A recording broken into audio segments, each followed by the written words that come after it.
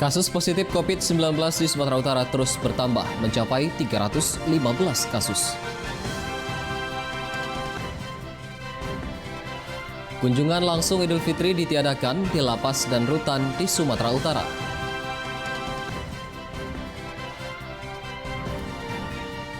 Partai Nasdem Tapanuli Tengah kembali menyalurkan bantuan di perkampungan nelayan.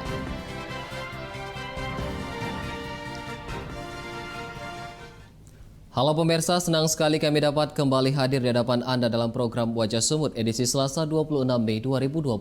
Selain 3 berita utama tadi, kami juga telah menyiapkan informasi menarik lainnya selama 30 menit ke depan. Bersama saya, Dana Pangaribuan, inilah Wajah Sumut selengkapnya.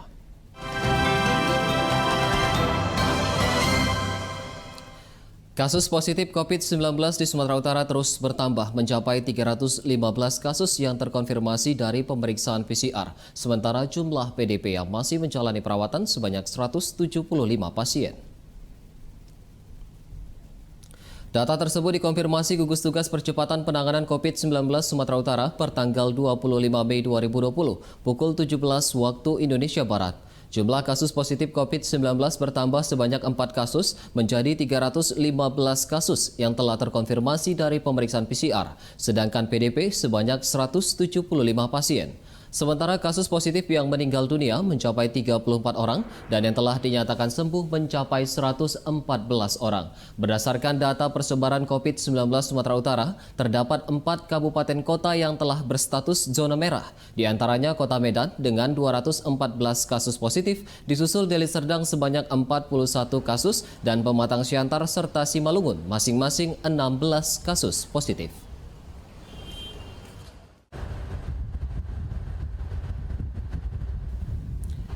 Pemirsa, aktivitas di kantor Wali Kota Medan hari ini terlihat sepi pasca libur Idul Fitri 1441 Hijriah. Aktivitas kantor sepi dikarenakan banyaknya ASN yang masih bekerja dari rumah akibat pandemi COVID-19. Beginilah situasi di kantor Wali Kota Medan pada Selasa 26 Mei pagi tadi. Hari ini tanggal 27 Mei merupakan hari pertama. Maksud kami hari ini tanggal 26 Mei merupakan hari pertama masuk kerja setelah pemerintah meniadakan libur bersama Lebaran tahun 2020.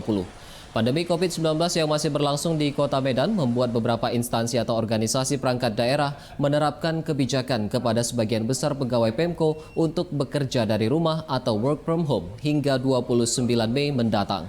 Sementara protokol kesehatan tetap dijalankan di kantor Wali Kota Medan bagi seluruh pegawai yang masih bekerja hari ini.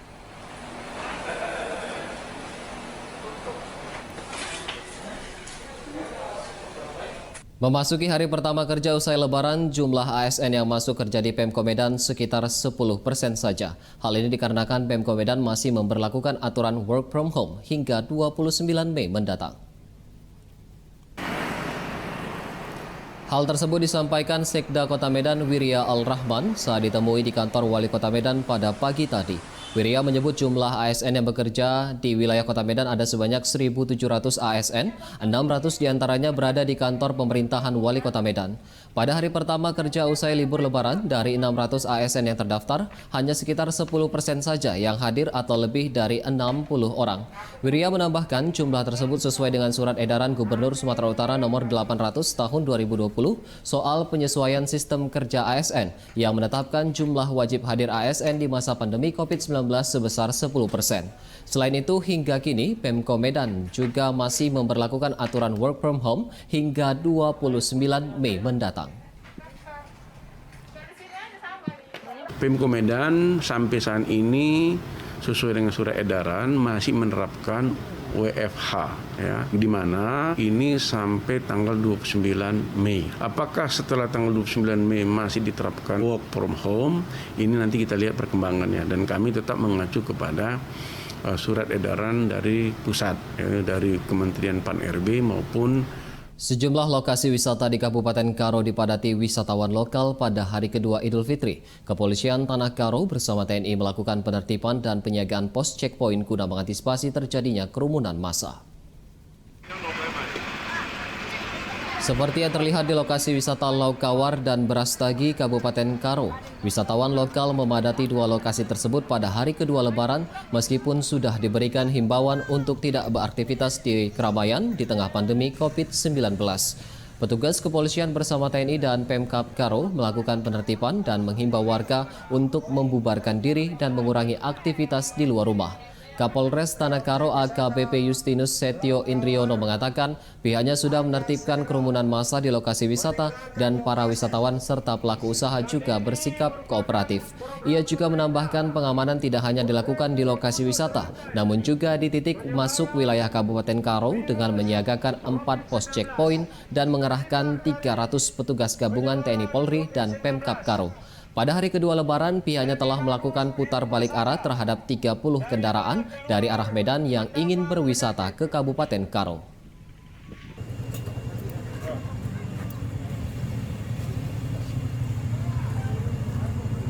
Kita bersama dengan rekan-rekan dari TNI, kita melaksanakan himbauan. Kita himbau kepada seluruh masyarakat yang berwisata untuk meninggalkan Danau Laukawar dan juga memahami kondisi penyebaran COVID ini sehingga kita bisa memutus rantai COVID-19 di wilayah Tanah Karo. Dan mereka pun masyarakat kooperatif dan saat ini mereka sudah meninggalkan tempat-tempat. Ratusan ibu rumah tangga melakukan aksi demo di kantor Desa Payarengas, Kecamatan Selesai, Kabupaten Langkat. Aksi demo dilakukan untuk mempertanyakan bantuan langsung tunai dari dana desa yang hanya dibagikan kepada 11 kepala keluarga saja. Warga menuntut agar kepala desa segera menyalurkan bantuan kepada mereka. Menurut warga pendemo yang umumnya merupakan kaum ibu, pihak kantor desa memberikan bantuan BLT uang Rp600.000 hanya kepada beberapa kepala keluarga saja, sementara warga lainnya tidak mendapatkan bantuan. Di hadapan warga, Kepala Desa Payarengas justru tidak dapat menjelaskan tentang alokasi dana desa yang digunakan. Sementara anggaran dana desa di Desa Payarengas sebesar Rp800 juta. Sementara menurut peraturan Kementerian Desa, pihak desa diperbolehkan mengalokasikan 2,5% dana desa untuk diberikan ke masyarakat dengan nilai total sekitar Rp200 juta dalam bentuk dana bantuan langsung tunai. Namun dari anggaran tersebut, pihak Desa Payarengas hanya memberikan uang bantuan langsung tunai kepada 11 kepala keluarga saja. Warga menduga ada permainan anggaran yang dilakukan pihak desa sehingga warga tidak mendapatkan haknya.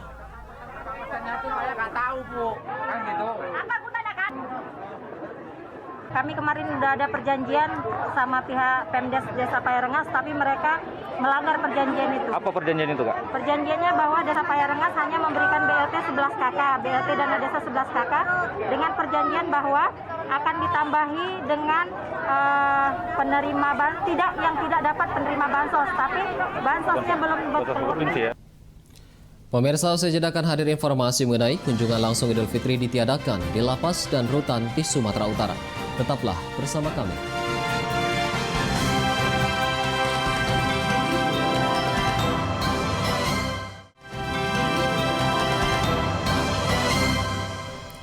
Anda masih bersama kami di Wajah Sumut. Pada perayaan Idul Fitri 1441 Hijriah, 39 unit pelaksana teknis lapas dan rutan di Sumatera Utara meniadakan layanan kunjungan masyarakat. Peniadaan kunjungan dilakukan guna mengantisipasi penyebaran COVID-19 di dalam lapas. Seperti yang diterapkan di Lapas Kelas 1 Medan yang meniadakan kunjungan keluarga warga binaan terhadap warga binaan pada perayaan Idul Fitri 1441 Hijriah di tengah pandemi COVID-19. Layanan kunjungan diganti dengan layanan online video call yang disediakan pihak rutan dan lapas di 39 UPT di Sumatera Utara. Meski tidak ada layanan kunjungan, keluarga warga binaan tetap dapat mengirimkan makanan kepada warga binaan dengan melakukan pendaftaran dan menjalani pemeriksaan seperti pengecekan suhu tubuh dan sterilisasi. Kepala Seksi Registrasi Lapas Kelas 1 Medan, Raymond, mengatakan peniadaan kunjungan dilakukan guna mengantisipasi penyebaran COVID-19 di dalam lapas. Selama Lebaran, kita tidak membuka layanan kunjungan, tetapi diganti dengan penitipan barang. Setelah itu, WBP kita fasilitasi dengan kunjungan online melalui video call yang disediakan oleh lapas kepada semua WWP yang ingin menghubungi keluarganya. Kita ke berita selanjutnya. Kapal patroli Pol Airut Baharka Mabes Polri menangkap 2 unit kapal asing yang mencuri ikan di perairan Indonesia. Dalam penangkapan, petugas mengamankan 9 orang ABK dan menyita barang bukti ikan yang mencapai berat 2 ton. 2 unit kapal asing berbendera Malaysia diamankan kapal patroli Antareja 7007 di perairan Selat Malaka pada Jumat lalu. Saat dilakukan penggeledahan, dari dalam kapal ditemukan hasil tangkapan ikan hampir mencapai berat 2 ton yang disimpan di dalam palka kapal. Kapal tersebut terbukti melakukan penangkapan ikan dengan menggunakan pukat trawl yang dilarang penggunaannya karena mengancam keberlangsungan hidup biota laut di perairan ZEE Indonesia. Selain menyita kapal dan ikan, petugas juga mengamankan 9 awak buah kapal, 2 diantaranya nakhoda kapal berkewarganegaraan Thailand dan Myanmar. Ke-9 pelaku diserahkan ke Stasiun Pengawasan Sumber Daya Kelautan dan Perikanan Pelawan dan dijerat pasal 92 Junto pasal 93 ayat 2 Junto pasal 85 Undang-Undang tahun 2009 tentang perubahan atas Undang-Undang nomor 31 tahun 2004 tentang perikanan.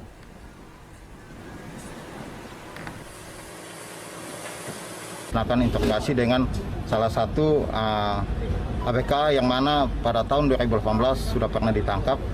Dia mengatakan bahwa dalam COVID ini, apalagi dengan menjelang Idul Fitri, disangkanya polisi Indonesia itu dalam keadaan tidur, ya, dan nggak mungkin melaksanakan patroli karena khususnya. Satreskrim Polres Serdang Bedagai menggerebek lokasi perjudian di Kecamatan Serampah, Serdang Bedagai. Dari penggerebekan tersebut, polisi menangkap 4 orang pelaku judi.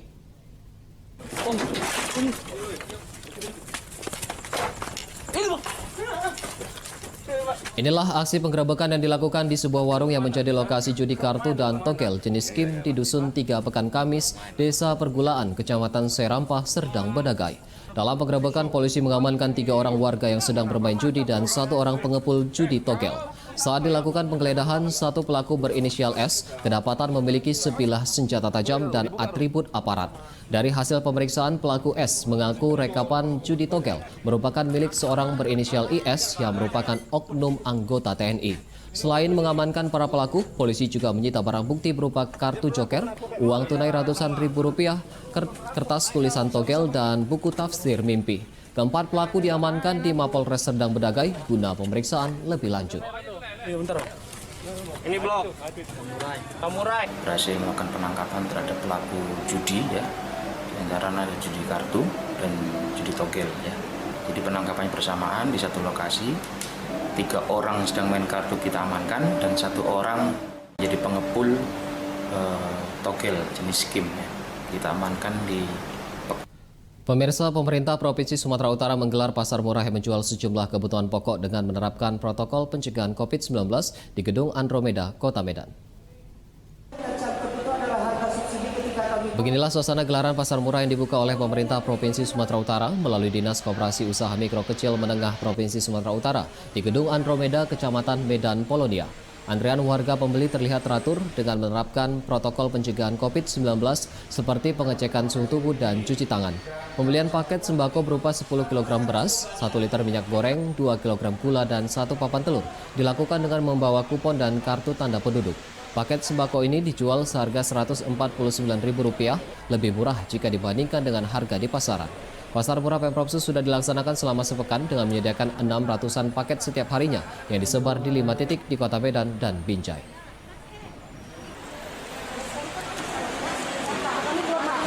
Kami harapkan 1 paket 1 orang, dan apabila ada keluarga mungkin akan disesuaikan dengan kondisi yang tersedia. Jadi artinya kami tetap memberikan stok pada masyarakat, tapi awalnya adalah 1 paket. Usai jeda kami akan kembali dengan informasi mengenai Partai Nasdem Tapanuli Tengah kembali menyalurkan bantuan di perkampungan nelayan. Tetaplah bersama kami.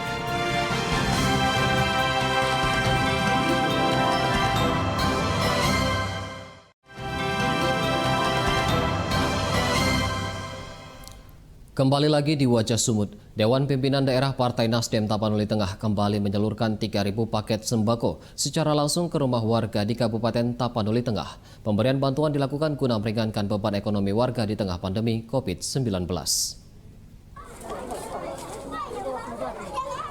Penyaluran bantuan dilakukan langsung Ketua DPD Partai Nasdem Tapanuli Tengah Bahtiar Ahmad Sibarani bersama pengurus DPD Partai Nasdem Tapanuli Tengah. Sebanyak 3.000 paket sembako dibagikan kepada warga di perkampungan nelayan Aik Muara Nibung, Kelurahan Hajoran, Tapanuli Tengah yang bersumber dari sumbangan anggota DPR RI Martin Manurung, BUMN bersama Partai Nasdem.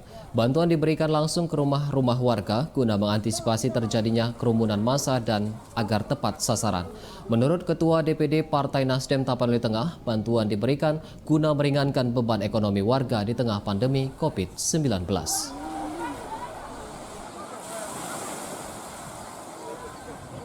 Karena kami meyakinkan diri kami, Nasdem akan hadir setiap rakyat dan kami tidak akan setiap rakyat membutuhkan. Dan kami akan berusaha semaksimal mungkin untuk membantu rakyat. Bukan hanya pesan Ketua Umum kami bekerja untuk kepentingan rakyat, bukan karena hanya pemilihan legislatif atau pemilu atau pemilihan bupati.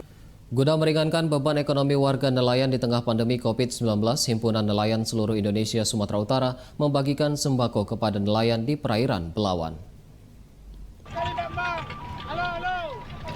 Bantuan sembako diberikan kepada 100 nelayan yang sedang melaut di kawasan perairan Belawan guna meringankan beban ekonomi di tengah pandemi COVID-19 sekaligus memperingati hari ulang tahun HNSI yang ke-47 tahun.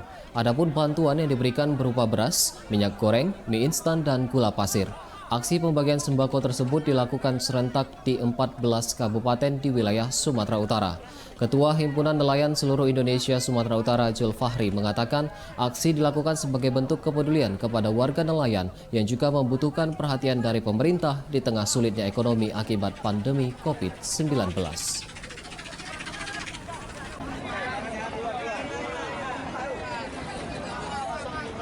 Terkait dengan kondisi COVID-19, maka kegiatannya kita buat memberi sembako, memberi masker kepada para nelayan di perairan Belawan. Di hari nelayan ini kita berharap kepada pemerintah supaya lebih memperhatikan nelayan, karena inilah. Mantan Bupati Pakpak Barat Master Parulian Tumanggor menyalurkan bantuan sembako kepada masyarakat terdampak COVID-19. Bantuan disalurkan melalui sejumlah gereja di Kabupaten Pakpak Barat. Penyaluran bantuan tersebut diwakilkan tokoh masyarakat Era Banurea dan Tupak Banurea kepada warga terdampak COVID-19 melalui sejumlah gereja di Kabupaten Pakpak Barat. Bantuan dibagikan berupa minyak goreng kemasan 1 liter sebanyak 8,5 ton.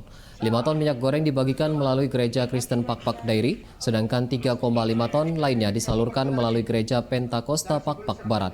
Sebelumnya, ribuan paket sembako juga telah disalurkan kepada masyarakat Muslim dalam rangka menyambut Hari Raya Idul Fitri. Diharapkan bantuan tersebut dapat meringankan beban ekonomi warga yang terdampak pandemi COVID-19.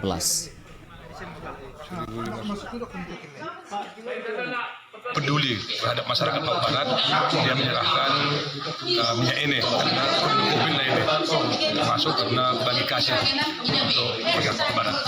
Tapi tujuannya paling utama adalah berbagi kasih dalam peduli COVID tahun 2020. Majelis Umat Kristen Indonesia memberikan bantuan kepada warga lansia di kawasan Jalan Ngumban, Surubakti, Kota Medan. Bantuan diberikan karena warga lansia tersebut belum mendapatkan bantuan apapun dari pemerintah Kota Medan. Sudah 4 tahun Nenek Tiomsi Boru Manalu tidak pernah mendapatkan bantuan dari pemerintah Kota Medan. Warga lanjut usia ini tinggal sendiri di gubuk yang hanya berukuran 2 x 2 meter tanpa penerangan listrik di Gang Anyelir, Jalan Ngumban, Surbakti, Kota Medan. Untuk memenuhi kebutuhan hidup sehari-hari, Nenek Tiomsi terpaksa bekerja sebagai penjaga ladang dan bertani. Melihat kondisi yang dialami Nenek Tiomsi, relawan Majelis Umat Kristen Indonesia atau MUKI memberikan bantuan berupa sembako, kain, dan uang tunai. Relawan MUKI juga telah mencoba mendaftarkan Nenek Tiomsi menjadi salah satu peserta penerima bantuan terdampak COVID-19, namun oleh pihak kecamatan Nenek Tiomsi diminta mendatangi kantor kepala lingkungan setempat. Padahal untuk berjalan saja, Nenek berusia 75 tahun ini sudah kesulitan. Relawan MUKI berharap ada perhatian dari pemerintah Kota Medan untuk membantu Nenek Tiomsi agar dapat tinggal dan hidup dengan layak.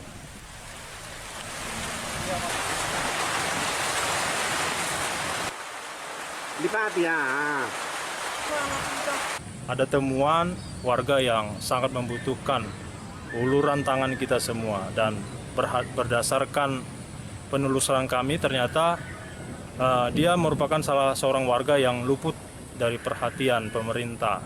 Menurut pengakuannya dia tidak mendapatkan bantuan, dia kesulitan untuk mengakses bantuan dari negara. Kira-kira. Informasi tersebut sekaligus menjadi penutup Wajah Sumber edisi hari ini. Saya Dana Pangribuan beserta kru yang bertugas mengucapkan terima kasih atas perhatian Anda dan sampai jumpa.